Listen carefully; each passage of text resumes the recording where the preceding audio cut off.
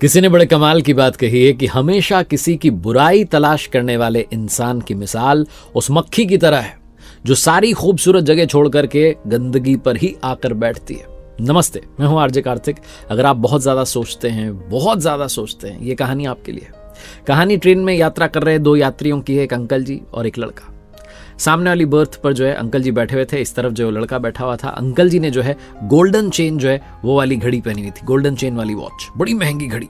और लड़के के हाथ में घड़ी नहीं थी। पुराने जमाने की कहानी है, तब मोबाइल तो होते नहीं थे, तो टाइम पूछने के लिए आपको उनसे बात करनी पड़ेगी जिन्होंने घड़ी पहनी हो। तो इस लड़के ने पूछ लिया कि अंकल जी टाइम क्या हुआ है। वो जो सज्जन थे उन्होंने ध्यान ही नहीं दिया। इस लड़के को लगा शायद ट्रेन के शोर में सुनाई नहीं दिया होगा। थोड़ी देर बाद इसने रुक करके फिर पूछा कि अंकल जी टाइम क्या हुआ है। उन्होंने फिर ध्यान नहीं दिया, कोई रिएक्शन नहीं।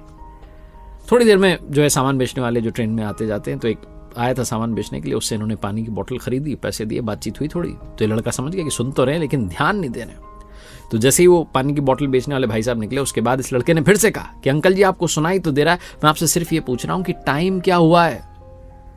वो जो सज्जन थे वो कहने लगे कि अरे बेटा, मुझे पहली बार में ही सुनाई दे गया था कि टाइम क्या हुआ है, लेकिन मैं टाइम बता करके तुम्हारे साथ टाइम को उलझाना नहीं चाहता।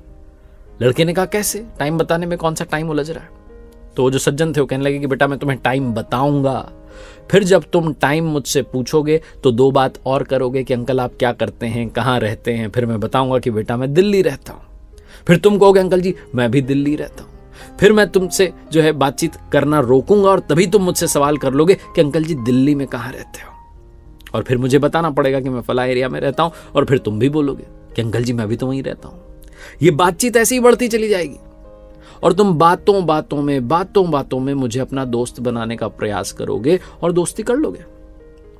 और अगर हमारी दोस्ती हो गई तो फिर क्या होगा, तुम मेरे घर पर मिलने के लिए आओगे।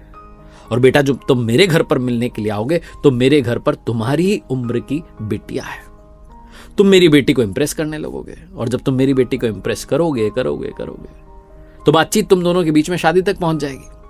फिर वो आएगी मेरे पास कि पापा इस लड़के से शादी करा दो, और मैं बेटा अभी साफ कर देता हूं शादी नहीं कराऊंगा, क्योंकि मैं ऐसे लड़के से अपनी लड़की की शादी नहीं करा सकता जिसके पास में घड़ी पहनने के, घड़ी खरीदने के पैसे नहीं है। उसके साथ कैसे अपनी बेटी की शादी करा दूं, तो सोचना भी मत।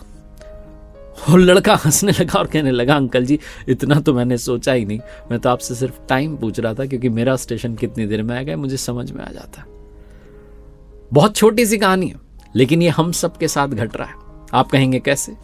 क्योंकि हम सब ज्यादा सोच रहे हैं, और हमेशा सोचने की जब बात आती है, ओवर थिंकिंग की बात आती है, तो हम नेगेटिव ही सोचते हैं, हमें नकारात्मक ही विचार आते हैं, हमें वर्स्ट सिनेरियो ही दिखता है कि बुरे से बुरा ये हो जाएगा, बुरे से बुरा वो हो जाएगा। तो जब हम सिर्फ बुरा ही सोच रहे होते हैं तो सच में बुरा भी हो जाता है।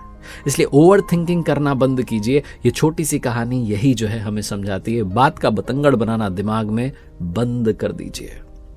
एक बार फिर से वही बात जो अक्सर आपसे कहता हूं, कर दिखाओ जैसा कि दुनिया करना चाहे आपके जैसा। मेरी नई